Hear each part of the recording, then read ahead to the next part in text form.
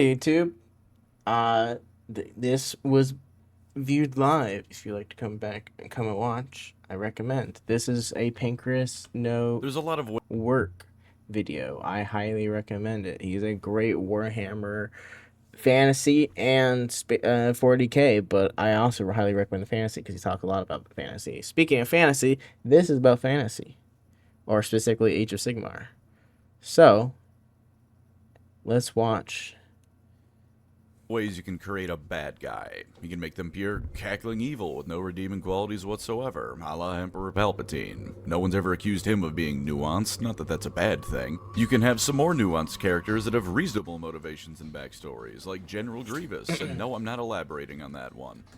A rather less utilized one, however, is to make a bad guy or faction of bad guys that are in many ways pathetic in the most literal sense of the word. The They're gnomes, deserving yes. of pity, and though you must fight them, you don't necessarily feel good about doing so. Dealing with them is the act of dealing with a rabid animal, and putting them down isn't an act of hatred and rage, as it is the only thing you can do for them. Thus, Yes, we come to the yes. flesh-eater courts. Though on the surface they're simply slavering ghouls, beneath them is a story of tragedy and delusion that gives the army a lot of character. Pity them, fight them, but don't hate them any more than you'd hate, as I said, a diseased animal. Alternatively, if you so choose, play them and wage a merry war across the mortal realms as knights in glistening armor, because the flesh-eater Flesh Eater Course are cool. I don't know much about them, which that's why we're watching this video.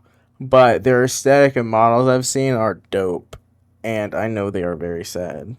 courts are also just that thing. So tell me, do you like the ideals of chivalry in a fantasy world? Do you like the idea of fast zombies because you want to give the other guy's army diarrhea? Are you completely delusional as to how your life is actually going? Then step on up and take a look at the flesh-eater courts. But before you begin listening to this video, would you like to We be watching this ad because we support our fellow content creators. Give them y'all's money. know what would make that experience all the better? Well, sit tight, because this message is sponsored by Raycon. Do you like being out and enjoying the world, listening to tunes, but also actually aware of what's around you? I Well, do. With Raycon's bone conduction headphones, that's not a problem at all. Using really? off-ear audio, they send vibrations straight to your bones. Your ears are open to the world My around bones, you You're still say? getting quality audio the whole time. You'll be aware of your My bone surroundings be while you're still vibrating. listening to your tunes, be that while you're outside on a trail or taking care of groceries. That's definitely With how 13 I hours work of also, battery by the life, way, they'll chat. stick with you for whatever you're doing, since they're waterproof and dustproof, they'll weather whatever conditions you bring them in, and the best part, the audio quality is phenomenal, but the price is only half of competing brands. I don't know about you, but that sounds like a dang good deal. I've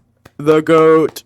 Pancreas. The been using goat. them while I'm doing yard work since the weather's picked up. I can get work done listening to music and podcasts, but if a neighbor walks by and says hello, I can say hello, or wave, or respond in some fashion and not look like I'm dead to the world Look at that around sexy, me. sexy The bone man. conduction headphones are the perfect addition to your Use the fitness routine QR or frankly code. anything else you might be doing. Go to buyraycon.com/PancreasNoWorkBC to get Pancreas No- 15% off. Thanks Do to that. Raycon for sponsoring. Chat, do Now that. then, time to see what coping really looks like. From a meta standpoint, the Flesh-Eater Courts began when GW realized they still had a bunch of ghoul sculpts lying around from fantasy and figured they'd use them in the Age of Sigmar. But in the lore, their origins begin with their technical founder, Usharan, a vampire who was already ancient in Warhammer fantasy and now predates reality. When Nagash first became prominent in the mortal realms once again, he realized he needed to get himself some allies. While at this point, I can't wait for him to come in Total War.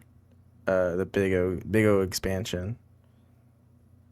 Sigmar's pantheon was both forming and not in danger of cracking anytime soon, Nagash was still himself. Narcissistic, a sociopath, a psychopath, a raging asshole. Not the nicest fellow around by a long shot. I can't wait And to play him in so Total Nagash War. found some minions of his from the old fantasy world and brought him back. Manfred, Neferata, and most important for our purposes here today, Usharan. Though all of them had died, they were already vampires. That tends to be a bit less impactful for them, you know? So with him bringing him back, once again did these ancient vampires lead Nagash's forces. Usharan was initially a standout fella all around in AOS, which tracks with his status as one of the only vampires in all of OG fantasy that wasn't a colossal jerk. Fairly kind, merciful, good-looking. I would Usharan. And then something went wrong. According to Nagash, it was a great betrayal against all that was morally right in the world, and a horrific act on Usharan's part. It's important to note, though, that this was Nagash saying all of this. He is perhaps not the most reliable of narrators, but whether or not Usharan was the cause of all the ruckus, the vampire did lead a massive army of monsters that required basically all of Nagash's forces combined to beat. Ultimately, Usharan was beaten, however, for such is the power of Nagash. This initial Such as power monstrous army was Nagash. also likely formed when Nagash punished Usharan for what I believe to be an entirely separate reason, making him require more blood to function, as well as turning him into a more monstrous-looking fella that began creating the first Ghoul Kings, the sort of proto-flesh-eater courts, if you will. One way or another, his sanity was already crumbling by this point and contagious enough to those around him, but the full extent had yet to be seen. As punishment for unjustly not wanting Nagash's jackboot on his neck for all eternity, Usharan was thrown into what's known as the Shroud Cage. It's not really anything too fancy, just another prison that Nagash made, like the evil mirror he threw Sigvald into. It threw back all the lies you ever told into your face, and the spirits sewn into the walls constantly whispered and moaned in your ears, tormenting your every waking moment. Standard Nagash stuff. Usharan was locked in here for an unspecified amount of time, but it was certainly hundreds upon hundreds of years at the least, since all of this happened during the setting's Age of Myth before Chaos ever showed up. He grew more and more monstrous, and his already slipping sanity truly snapped. It's likely Usharan would have rotted for all time if nothing intervened, because in all honesty, I'd put good money on Nagash simply forgetting he was in there. Even if not, forgiveness isn't really a word Nagash knows. But luckily for Usharan being able to stretch his legs, and unluckily for basically everyone else in the mortal realms, the Age of Chaos came. His freedom didn't come from Chaos freeing him to cause chaos, however, but rather an accident born of Nagash being himself. Nagash was the last of the deities in Sigmar's pantheon to abandon things in an utterly shocking twist of fate. In a predictable manner, Nagash left in the most ash-holeless way possible, killing a bunch of Sigmar's followers and leaving them high and dry at the most crucial moment during the Chaos invasion. Sigmar, still having some character development to go before he leaves behind the hot-headed barbarian personality totally, immediately chased after Nagash to punish him. And like a bull in a china shop, he went to Shyish and started smacking things left, right, and center. Obliterate zombies here, shatter a monument or 20 to Nagash there, and of course, one of these things he broke was the Shroud Cage holding Usharan. Usharan, now little more than a beast, was unleashed upon the mortal realms at a time where the mortal realms already had enough on their plate. Usharan's delusion by this point had completely overtaken him. He saw himself as what he was before, being super cursed, as this beautiful and noble king who was just and crusading across the land, defeating evil wherever it may be. In reality, of course, he was a rampaging monster, bashing whatever ended up in his path. Since this was the Age of Chaos, he oftentimes ended up fighting chaos and doing something that accidentally or not did help the people of the mortal realms. Given the intense delusions of him, however, this also oftentimes had him roll up to the bastions of order remaining and murder whoever was in him. Worse was that his madness was so intense it was infectious. The early monsters and Ghoul Kings' initial rebellion against Nagash were formed by his mere presence, and now it was even worse. Coming near Usharan engulfed people in his insanity, with the most powerful becoming the new Ghoul Kings, who oftentimes have their own delusions unique to them. These new Ghoul Kings' madness was also infectious, with the Flesh-Eater courts forming and being quite aptly named for it. They too saw themselves as noble heroes and leaders protecting the ideals of chivalry and honor, defending the weak from the various monsters of the mortal realms. That shit's sad. Imagine being stuck in this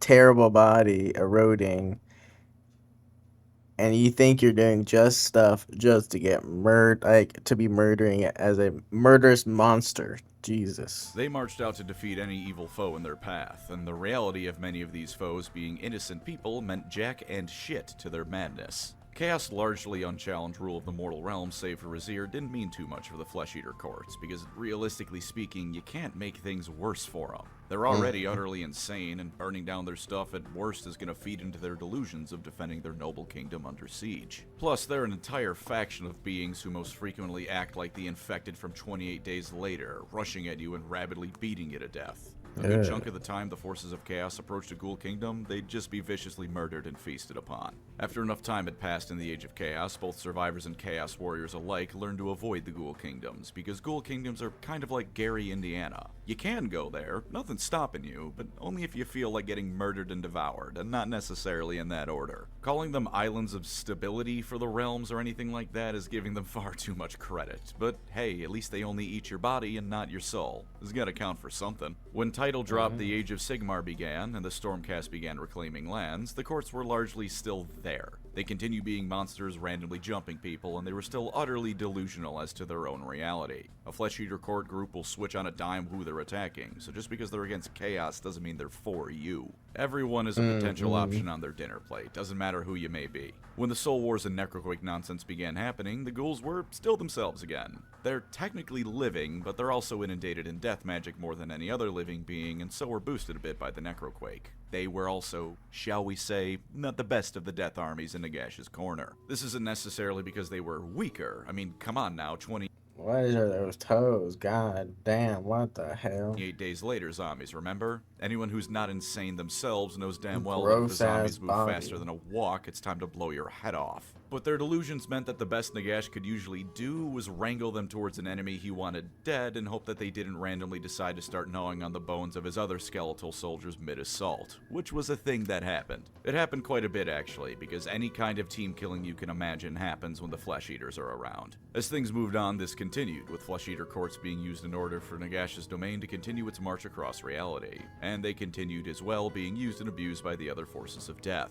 In fact, part of the reason why Arkan the Black was defeated by the Lumineth was because one of his lieutenants had struck him an alliance with a Ghoul King that was a fairly personable fella for a Flesh Eater. Because of attrition, however, the Osiarch lieutenant ended up taking larger and larger tithes from his ghoulish allies. This culminated in them turning on each other and many Osiarch being slain at a crucial point in the campaign, and of course in Teclis's ultimate victory farther down the line. The Era of the Beast finally let him be cool though, because a decent ways into it was around the time Usharan got a model, if memory serves correctly. As it turns out, he was hiding in a fortress he had taken up living in. Nagash for the longest time had a bounty on his head, and when he initially found Usharan, he absolutely planned on killing him in a rage. But in spite of what I said earlier, Nagash actually forgave him. In his madness, Usharan had forgotten his rebellion and imprisonment, and so Nagash instead decided to sort of bring him back into the fold and naturally use him for his schemes once again. Though Nagash did have his servants build a huge wall around Usharan's kingdom, and Neferata sent agents to try and manipulate him, Nagash figured that if there was any way to reliably control the Flesh Eater courts, it was through Usharan.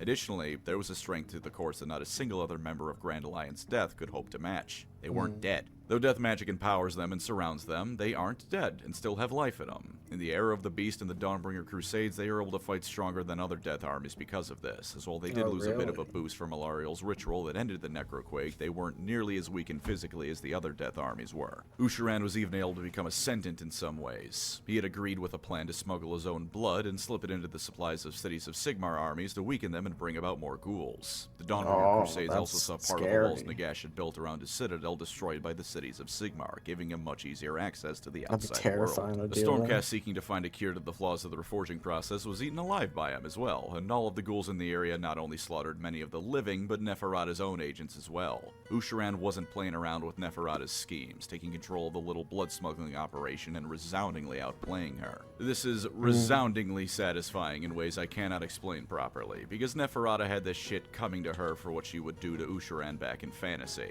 And Usharan's madness, as it turns out, is not nearly as all-encompassing as he lets on. Though he does genuinely slip into total madness from time to time, he also has plenty of times where he plays it up as much as he can and is as cunning as any classic vampire should be. Of course, he couldn't be on top forever because ha, the Skaven Joy rode all of Skaven Blight into each of the mortal realms at the same time. There's rather less to say on them at the moment, at least I think so, because for the time being they're doing much the same as everyone else. Skaven are everywhere, Jesus H. Christ, we have to deal with all these goddamn rats. It does let them larp a bit easier, though, because even cannibalistic ghouls are better neighbors than the goddamn Skaven. And with that said, how about we get into the pros and cons now of you running a Flesh Eater Courts army?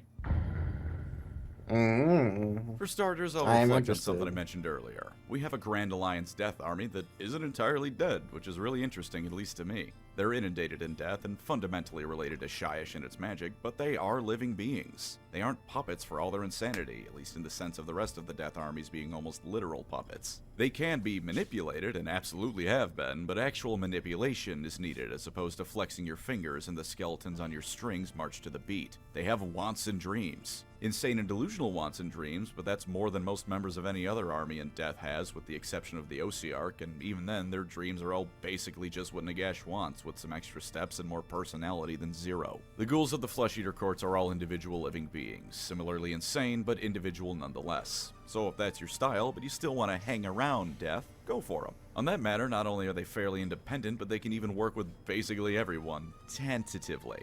Part of why Nagash didn't kill Usharan recently, because remember, he is Nagash and still a spiteful prick, is that he wants to Nagash. control the Flesh Eater courts more. Well, yes, he can ass blast any ghoul to Kingdom Come in an instant. There's not the same pull he has over them that he does over the rest of Grand Alliance death. Oh, really? They're ultimately a free faction, not bound to the will of anyone but their own insanity. It's a unique way to be free, and certainly a rough one, but it's better than being a slave in Weird some ways, neutral especially to Nagash. death On them working with faction. others, meanwhile, their insanity is a very flexible thing. Those They don't skin look always see crazy. non-flesh What the eaters as hell? monsters to be slain in their insanity. Very frequently do they go to war against beings like orcs or chaos in genuine defense of normal people. They work alongside death armies the most, true, but they have gone to do things like break sieges against the cities of Sigmar. You can flavor your army of ghouls to have their delusions be damn near correct if you try hard enough. There's no saving cool. the image, because everyone outside looking in is still going to see them as insane cannibals, but your insane cannibals can, if only by accident, actually be crusaders against the evils of the realm. They'll likely eat That's those a evils fun alive when they're done concept. fighting still, but hey, no one's perfect. This even lets you go full in on the Nagash propaganda if you want. A lot of them view him as a benevolent deity that does everything from ensure a bountiful harvest to protect their souls from evil. In a really messed up way, he does, albeit with a bounty that's other people's flesh and protection that's go look at a night haunt. None of those ghosts are likely to want their place in life. But it isn't chaos, and so technically, you can play an army that loves Nagash and is correct in their viewpoint of him. Because if you're insane enough, anything can be a correct point of view. As with That's most true. Age of Sigmar armies, they're also easy to fit into any scale of game, lore-wise. A band of a few ghouls led by a stronger one for a 500-point game is more than reasonable. I mean, hell, that's just a D&D adventurer party right there. So what if they're a bit more insane than player characters usually are? It's not like the Flesh Eater courts commit more murders than your average role-playing group does when an NPC gives them the slightest bit of lip. And for larger games, well, that's where an entire kingdom of ghouls goes all out on crusade right there, as hundreds of the Insane King's finest rip asunder as bestial foes in the name of glory and honor.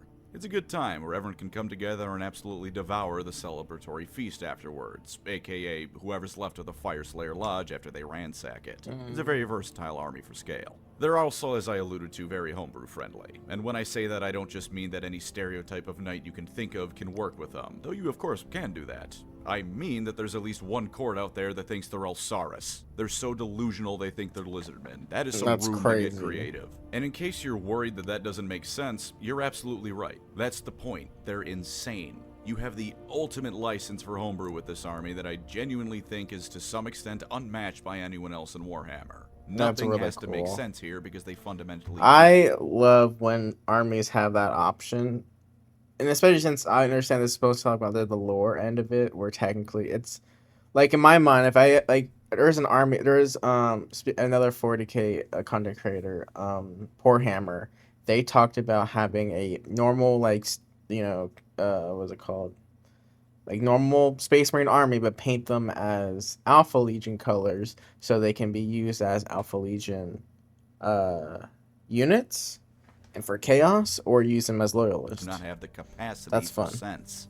You're arguing with the deranged that they aren't lizards or ogres or anything but cannibalistic madmen. What end result is there for you but to be eaten by them as they merrily continue on their delusions of being what they aren't? And if you I don't love care that about any of that, you don't customization. have to. The Flesh Eater courts can be viewed even by you, person potentially playing this army, as exactly what they are to everyone else. You yourself don't need to feed into their delusions. Completely ignore that and embrace what's ultimately happening. You're an army of fast zombies backed up by nightmarish monsters. Run down your enemies in a tide of near unstoppable violence as you consume everyone in your path. You aren't a knight, you aren't kind and just kings, you're an insane monster, and you'll make everyone in your path fear the arrival of Usharan's insane court. And last but not least by any means, if you're like me and hate Bretonnia but also still kinda want to play knights, they're perfect. Because they see themselves as what Bretonians think they are. Gallant knights courageously riding in to save the day. But in reality, they're also what Bretonnia really is. Monstrous corrupted ghouls slaving away and violently slaughtering anything in their way in a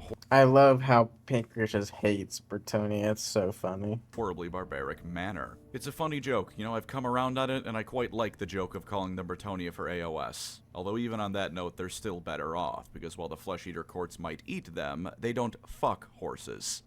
Ugh, what the no wonder Let's go over all fuck the boring Britannia, battle what the traits and fuck? nonsense before we have our Ugh. cannibalistic fun. First off is your delusions. At the start of the game, you pick one of your delusions to believe in and give you buffs, and at the start of every turn afterwards, you roll a d6. On a 1 to 2, you have to choose the other delusion, on a 3 to 4, you keep the same delusion, and on a 5 to 6, you pick what you want. The first delusion that comes base lets you count run rolls of 1 to 3 as a 4 if a unit of yours is wholly within 12 inches of a hero, and lets a hero be blocked from line of sight by enemy units if they're near a unit with 5 or more models. This is usually going to be your go-to pick turn 1 of the two, just to get into the fight better. The other, a Glorious Banquet, gives units a +1 to hit on the charge if they're near a hero of yours. Neither of them are super necessary for the long term, but they can make getting into the fight both quicker and much more brutal. Always a positive. There's more to be found as well, but they're based on which characters are in your army, so I'll shelve it for now. As for the rest of the general army stuff, your aberrant units can heal and resurrect slain units that have strength, and your nobles can also bring back models of damaged but not destroyed units. They aren't fully dead, but the ghouls do still have some undead resurrection shenanigans, which is good.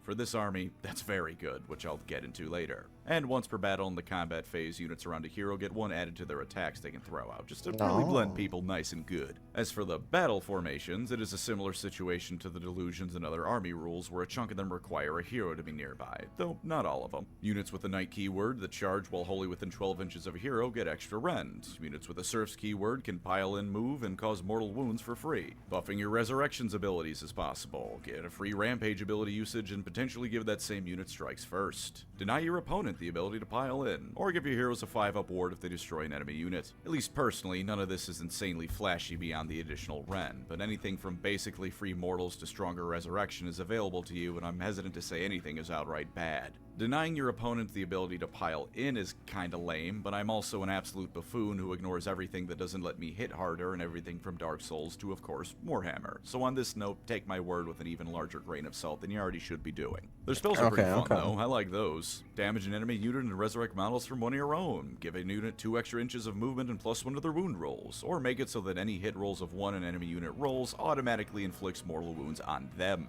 All around good stuff, and this time the bias is simply me loving necromancy as well as being told I now wound better. Caveman Smash is the ultimate way to play, and the second best is Raising the Dead. With the Flesh Eater Court spell lore, you can do both pretty well. Their prayers aren't quite as up my alley, but that's mostly just because they require slightly more thought put into them. They're still fine. You can prevent an opponent's unit from receiving any buffs to their saving throw, as well as potentially denying them any ward save they might have, or give 1 or 2 units I like it one one of of says you cannot pick Nagash to be the target of this prayer. Which is my favorite. Depending on your prayer roll, you can either add 1 to the damage of a hero's melee weapons, or let them use 2 fight abilities to spend an entire turn absolutely wailing on a guy. I love how it specifies you can't give these buffs to Nagash. It's fair enough, Nagash is the guy answering those prayers, and if he could just make himself that much more powerful, he'd do it himself without some madman's incessant muttering to rely on. Such is his power, after all. I just find it funny. Now then, how about we get into all those lovely little toys you can play with? You will find that everything in this army has a ward save, usually a 6-up, but sometimes with a 5-up sneaking its way on in. This is good. Ward saves are good to have. But let's be a bit more practical in terms of what this army is really bringing to the table. Brutally savaging people. Let's look at their most basic of units, the Crypt Ghouls. You get 20 of them for 150 points, so this is clearly the default chaff unit. And for that, you get a total of 40 attacks, hitting and wounding on 4s each, and getting them to rend 1 isn't at all difficult because you just need a hero near them.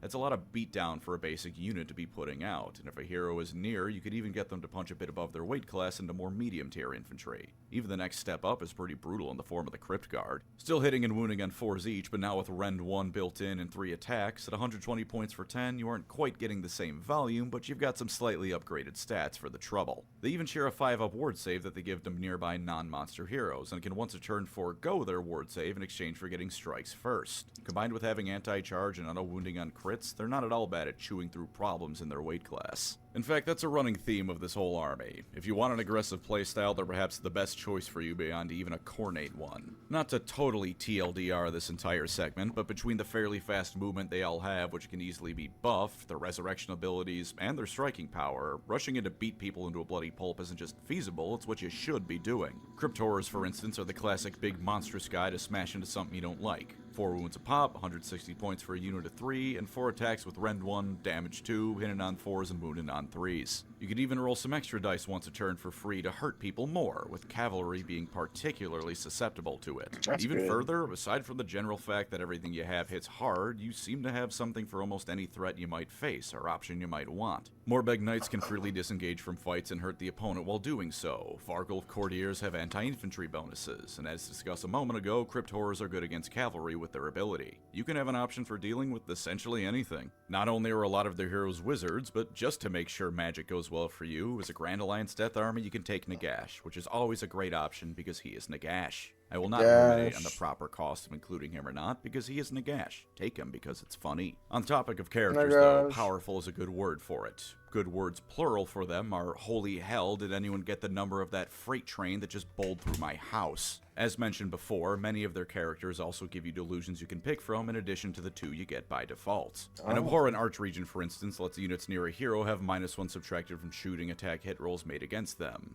A specialized delusion, true, but no less powerful for it if you're playing against someone like the Carriage Ren or a Scryer-based Skaven army. There's several more based on the hero you're using, all of which are decent at least, so how about we go through some of the characters now. The Abhorrent Archregents are still plenty powerful, with a decent amount of health, attacks at 2 damage each, and fairly reliable wound and hit rolls with 3 up for each. Aside from their delusions, they can also resurrect slain models, which is always great to see. Abhorrent Ghoul Kings, meanwhile, have a delusion that gives your non-named heroes another attack against enemy heroes, and it can give a unit of weaker ghouls +1 to wound against whatever they're fighting. His stat line is otherwise the same, albeit with +1 to rank against enemy heroes, giving him a nice extra bit of punch against a character-heavy list. Abhorrent Cardinals are the first of these lads to fall out of being good in melee, but only slightly, and with D3 damage, one of their attacks can actually do more. They're priests anyways. Sorry. Bonus to prayer rolls if they're far away from enemy units, and their delusion gives your army not only +2 to banishment rolls, but your entire army a 4-up ward save against spells, prayers, and manifestation abilities. Against anyone you know will be running a magical army, this is a must-have hero. Royal Decapitators can insta-kill an enemy hero, Marrow Scroll Heralds can make your opponent trying to cast or use command points a living nightmare. Much like your units, you can find a hero for basically any role. For turning someone into but a fine red mist, however, you need yourself a mounted monstrous hero. An Abhorrent Ghoul King on a Terrorgeist is absolutely throwing out mortal wounds left, right, and center. Between his attacks and the Terrorgeist, he's slamming whatever comes near him. And he's actually fairly tanky, all things considered, with a 4-up save and 16 health. Combined with 12 inches and fly, nowhere is safe from him. Plus, once a turn, he gives his mount even more attacks, as well as giving it +1 to hit, in case everything in front of you wasn't dead enough. The one on the Royal Dragon is similar with some differences in the ranged attack, and among his abilities, the one to let nearby monsters run and charge is quite the brutal one, to say the least. Of course, nothing comes close to the monstrosity that is Usharan. You're paying a hefty price at 450 points, but through sheer violence alone, I'd say he's worth it. For the worst thing about him, I, personally, find his delusion kind of mid. Adding 1 to run and charge rolls is great, and subtracting that same thing from an enemy can be clutch, but +1 to rend against charging enemies while in your territory and you yourself haven't charged doesn't really strike me as a wonderful thing for this army. The courts aren't really a defensive army, so skulking around in your home and waiting for them to come to you seems poor. But otherwise, good lord. 16 health and a 4-up save, the same as the monstrous leaders on mounts. 5-up ward 2, another nice thing. His Scepter, meanwhile, hits on 3s and wounds on 2s at Ren 2 for D3 +3 damage. 4 attacks of that evil-ass stat line. Holy shit. If you roll well, there are very few things that can survive even a single turn against Usharan. His talents are plenty deadly too. Less so, but you get 8 attacks to make up for the slightly reduced potency of them. And with 10 inches of movement and that potential +1 to running and charging based on his delusion, nowhere that isn't behind terrain or your enemy's entire army is safe from him. But why should the King of New Summer Court stop at just that? You can add or subtract 1 from your delusion roll with him in your army to make it far more likely to get what you want. He's a wizard as well, and his unique spell lets him point at an enemy model, probably best to make it a character, but from my understanding of rules as written, it can be any model, and if you cast it, that model attacks an enemy unit nearby it. Obviously a bit wasted if you choose a Skaven clan rat, but an enemy Gargant suddenly beating the shit out of their other forces can be a great way to swing the tide, or ensure your victory even more. And once per combat phase, he can force up to 3 enemy units to strike last, to ensure that they're going to be overrun. If you have the points to spare and don't have a super specific plan in mind, I'd say take Usharan. I'm hesitant to even say the usual line about making sure he doesn't get stuck fighting chaff for the whole game. I feel like it's almost a guarantee that any chaff sent against him aren't going to last long enough to meaningfully delay him, and even if he doesn't get to kill something important, him wiping out a third of your enemy's points worth of infantry and other nonsense garbage is probably worth it. As for some final final general army stuff I breezed through, and I'm now desperately cramming it at the end because I don't know how to write properly. They're a fast army all No, around. no, 6 inches no. ain't terrible Pancreas, you do good. Don't worry about yourself. for base speed on average. In fact, I think that's quite an excessive amount of speed, actually, and there's plenty of ways to make them faster. Your opponent can't run for long against rage zombies, after all. They're also, depending on what you take, able to be either a horde army or a fairly elite one. Taking monsters is an option if you want relatively few models, but alternatively, remember that for 150 points, you get 20 ghouls to choke someone with. You aren't hurting for options in either case, so see what works and go from there. Wallet depending, of course. That's because good as to with know. all horde armies, you'll be paying for it if that's what you want. Yeah, and that's last but the not issue. least, with a fairly As someone who recent and likes fairly horde comprehensive armies. refresh and new additions, the Flesh Eater Courts are a damn fine-looking army. In that disgusting way similar to Nurgle, but one of their characters is wearing someone's intestines like a judge's wig. If you're grossed out Which by is that, great. the army probably Looks wasn't awesome. for you to begin with. And if you aren't, then you have quality models to look forward to. Not entirely. There's a few things like the Crypt Flayers out there that are certainly dated, but by and large, it's a good-looking It's not army terrible. with good sculpts. Usharan especially. I mean, Oh, holy shit, shit. just look at his Looks model. so good. I don't know how long the pipeline from design to release is, but I have a sneaking suspicion someone at Games Workshop really liked Godric the Grafted if those dates coincide even slightly. That looks so good.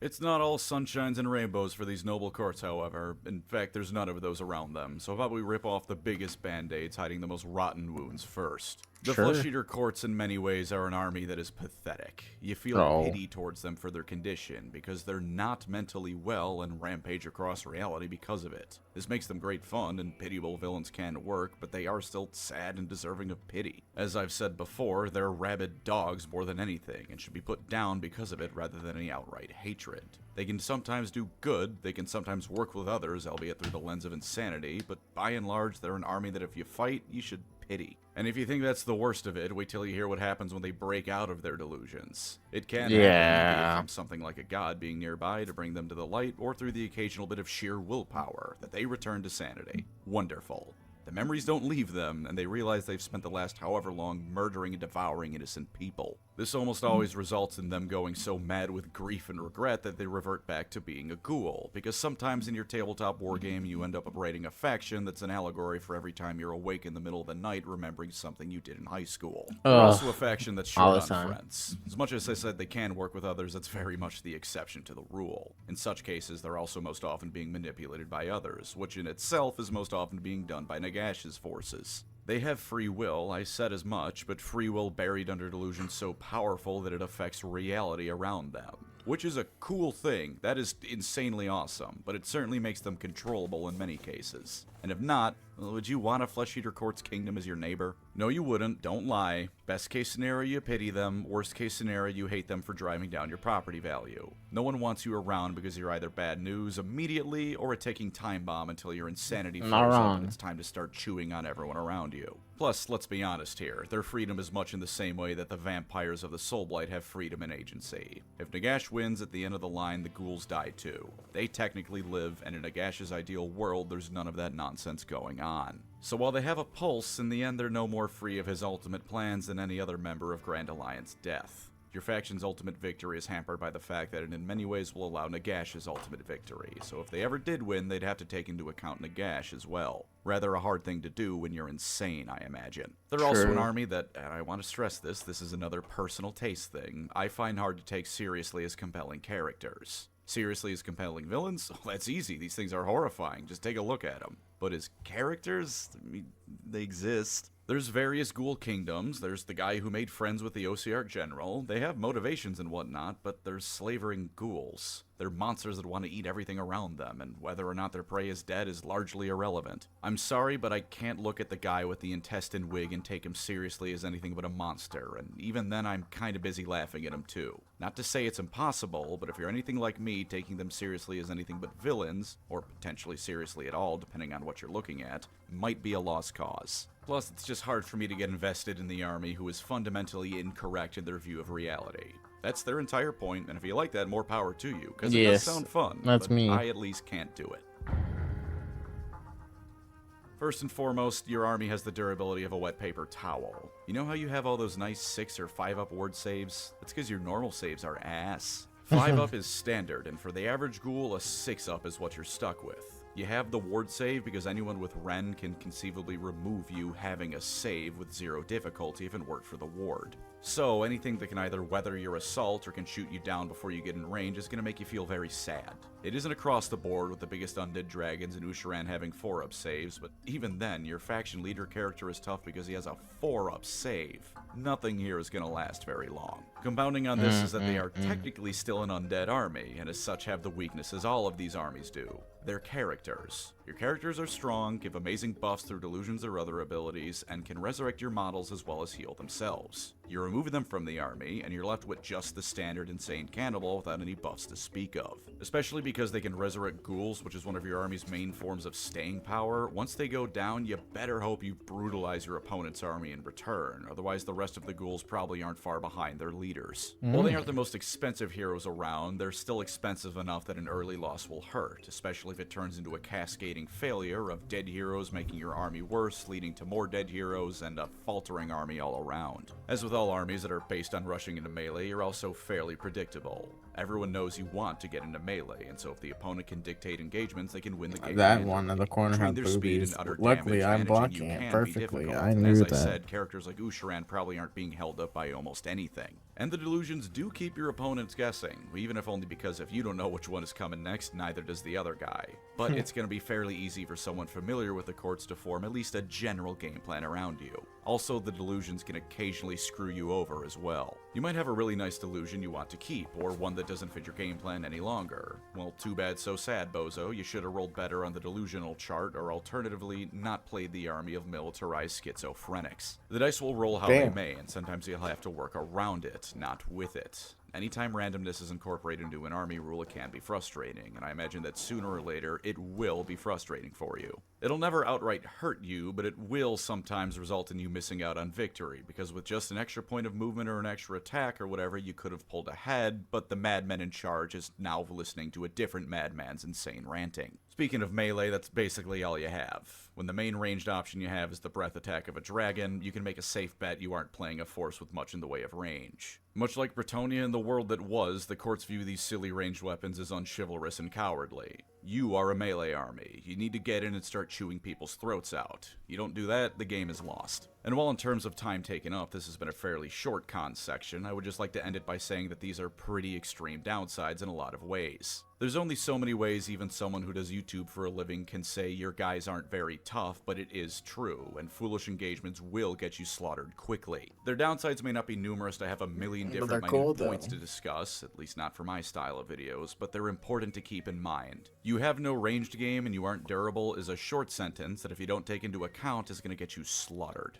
And that was the Flesh Eater Courts. Insane, cannibalistic, funny little fellas. Play them if you like Vor, and I will now end the video on that note. Thank you as always to my wonderful channel members. You were the random peasant to my Flesh Eater Courts, being devoured wholesale to keep me going. If you'd like to support the channel, feel free to subscribe or become a member. Either way, thank you for watching, and take care out there. Like he said, all those things, do that for Pancreas. He makes great content. Like Jesus, I mean that last bit. That was funny. But I saw them the first time. I was like, oh, they look cool. The flesh.